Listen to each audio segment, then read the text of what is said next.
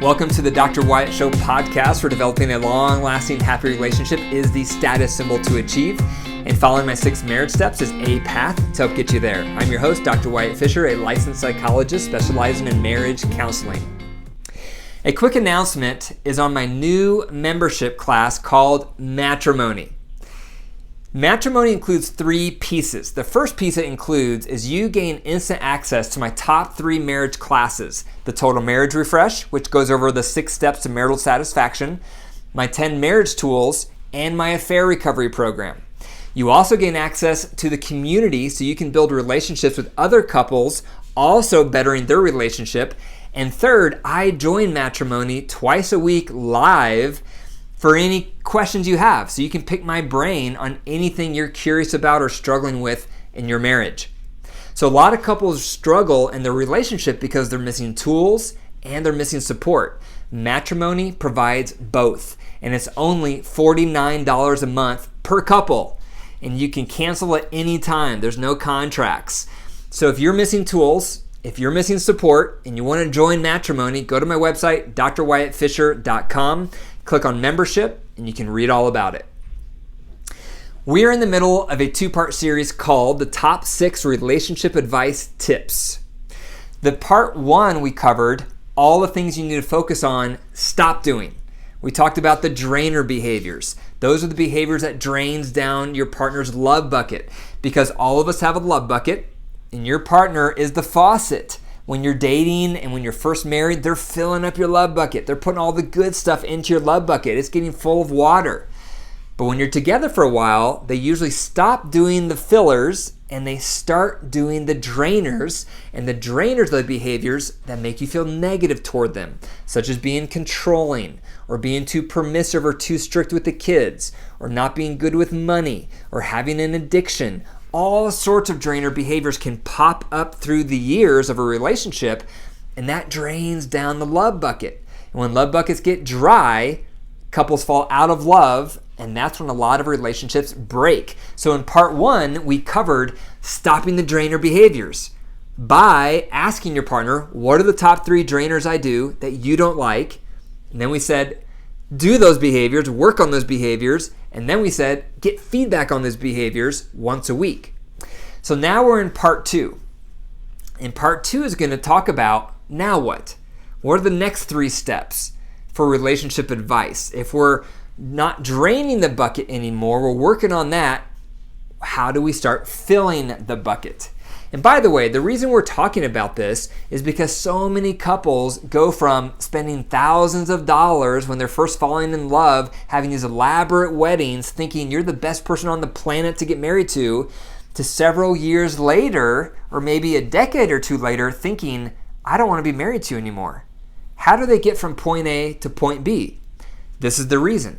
The reason is because their partner has been doing more drainers than fillers, and their spouse can't take it anymore.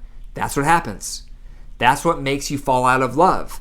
That's what makes you feel hopeless. That's what makes you want to get out of your marriage, because your partner is doing more drainers than they are fillers. So today we're going to talk about the fillers. So this is number 4, because we're going through the 6 points, and this is part 2. So number 4, you have to ask your partner what they need to feel loved. Those are the fillers. This is the green. So you think about it, green, this is the behavior that you want them to do. This is the green light saying, do this more. I'm giving you a green light. I want that behavior. This is what I want more of. You're giving them a green light. The drainers, like we talked about last time, is you're giving them a red light. Okay, the drainers, you're saying stop. The fillers, you're saying more. Drainers, stop. Fillers, more. So the fillers can be all sorts of things. Fillers can be whatever makes you feel loved, whatever makes you feel satisfied in the marriage. For some people, it's going to be affection. Some people, it's going to be sexual contact. For some people, it's going to be adoration. For some people, it's going to be quality time. The list goes on and on and on. There's a lot of fillers. Everyone's different. So you have to ask your partner, what are the top 3 behaviors I need to do to help you feel loved and satisfied? Those are the fillers. Ask your partner that question. See what they come up with. So one example in my marriage is affection, touch. So my wife and I both have that as a filler on our love buckets. A filler for both of us is touch, but it's different for each of us. So for me, I was raised by a mom who was raised on a farm, and so she's more hardy, and all the touch I received growing up was more firm. And so it would be pats on my arm, it'd be rubbing my back roughly, or giving me a bear hug. It was a little more firm. And so my tendency when I touch is to be more firm in my touch. And that's the kind of touch that I like. And so I want my wife to be more rambunctious when she touches me. I want her to come up and just kind of grab me hard. I want her to plop down on my lap. I want her just to kind of hang on me. I enjoy that type of touch. My wife is the opposite. She likes light tickles. Her mother, growing up, when she would give her affection, it was always these delicate, light tickles. And I hate tickles. And so for years and years, I was giving her touch in the way that I liked to receive touch, more firm. And so I'd be squeezing her and holding her tight and patting her. And she would say, "You never give me affection." And I'll say, "What do you mean? I'm always patting your back and I'm always squeezing your arms." And she was like, "I hate that kind of touch. I need tickles." And I said, "I hate tickles." But guess what? It wasn't about me. It was about her love bucket. So I had to train my mind, and I still have to be mindful of it, to give her light tickles. So every time I go up to touch her, I have to remember the kind of touch that she likes instead of touching her in the way that I like. And that leads me to number 5. Number 5 is start providing those behaviors. When you ask your partner, what are the top 3 fillers you would love for me to do that would fill up your love bucket and make you happy in our marriage? What are those? The next step is you have to start doing them. You have to focus on those filler behaviors. And as I mentioned in the last episode, you need a partner cheat sheet. And the partner cheat sheet just is a list of the behaviors you're working on to become a better version of yourself in your marriage. And as I mentioned, I have my own partner cheat sheet. I look at it several days a week, and it's just a list of the behaviors I'm trying to stop in our marriage, the drainers, and the behaviors I'm trying to do more of, which is the fillers. And so you have to look at that list several days a week so that it's top of your mind, and then the behaviors will follow. But sometimes the fillers your partner desires may rub up against issues within yourself. For example, maybe your partner desires emotional intimacy, and you think to yourself, "I have no idea what that is. I don't even know how to provide that. I don't even know what the first step is." First of all, start with your partner. Ask them, "Can you give me some examples? What does it mean that you want emotional intimacy? What does that look like? If I were to get a perfect score on that one, how would I be different? If you had a magic wand, what would this look like?" Start with your partner because they know what it looks like. They know what they're after. But even once they paint that picture, you still may be stuck because that may not be your natural tendency. That may not be your natural bent, is to focus on emotional intimacy. It's not mine. I've had to work on this as well in my marriage because my wife also, one of her fillers is emotional intimacy. So I've had to really lean in and learn, how is she defining that? What is she looking for? What does that look like for her? And so if you get stuck, you may need to reach out for support. That might mean reading a book, reading an article, listening to some podcast episodes, seeing a therapist or a coach. Put in the effort. You have to care. You have to work at it because, as I mentioned in the first episode, your partner needs to see your effort. When they see your effort, that gives them hope. And so if you're working on these fillers and you feel stuck, like, man, I don't know how to provide emotional intimacy, or my partner wants sexual contact, but I'm low libido. How do I do that in a way that works for me? That can be a challenge. So if you get stuck, reach out for support, reach out for help. And remember, you always want to find the strategy of how to create those fillers for your partner in a way that also works for you. Because if providing those fillers doesn't also work for you, it's not going to be sustainable. So you don't want to ever suffer. You don't want to ever feel like you're breaking your back in order to provide these fillers.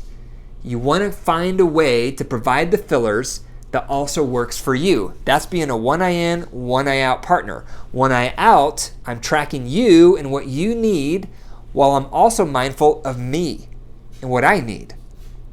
One eye in, one eye out. That's an effective partner, and that comes into play with these fillers. So I'm tracking how can I meet that filler for you in a way that also works for me. So that's a negotiation, but that's what you're striving toward. Number 6 is you have to get feedback on the fillers once a week. You need this for a couple reasons. You need it for accountability. You need it for a reminder to see how you're doing. You need it to see if you're going in the right direction or if you're at an impasse or if you're doing amazing. So you need this regular feedback. And just like with the drainers, here's the 3 questions to ask. The first one is, what was my number on that filler over the past week? Plus 10 is the best, 0 is the worst, because these fillers are filling up your love bucket. So plus 10 is the best, 0 is the worst. They're filling your love bucket. So you ask per filler, what was my number last week? What did I do right? How can I improve? And when they give you feedback, do not get defensive, but instead say thank you for the feedback and then mull it over for the kernel of truth. That's up to you to decide. That's the feedback you want to get once a week. It's very constructive. It's helpful to get the number when you quantify your effort. That's a game changer. It will get your attention. When you hear what you're doing right, that will reinforce your behavior so you do it more. And when you hear how to improve, that gives you constructive feedback on how to keep moving forward. So those are steps 4, 5, and 6. So number 4, ask what your partner needs to feel loved. That's the fillers. Number 5, start providing those behaviors. It's not about perfection, but it is about progress. Number 6, start getting feedback on those fillers once a week. So the app, if you're not using my app already, Keep the Glow. It's a really convenient way to use this model on your phone. You download it, your partner downloads it, then you fill out your fillers and your drainers, you connect your accounts, you start with 2 weeks free, and you can give and receive feedback on your fillers and drainers. So try it out. If you're not already using the app, try it out for 2 weeks, see if it's helpful. If it's not, delete it. If it is helpful, keep using it, because this will train you on effective, open communication in your relationship so that you can stay in love. For more reading on this article, be sure to go to Google, type in loveless marriage. You'll see my article at the top, and this explains the love bucket model in more detail. Thank you for listening to the Dr. Wyatt Show podcast. If you enjoyed the episode, click the 5 stars and leave a review. And if you enjoy this podcast, tell one person about it today. Send them a text right now and let them know about the Dr. Wyatt Show podcast so that this content can benefit more and more couples. Remember, your marriage is alive. If you nurture it and care for it, it will grow. But if you deprive it and neglect it, it will wilt and die. The choice is up to you. Take care.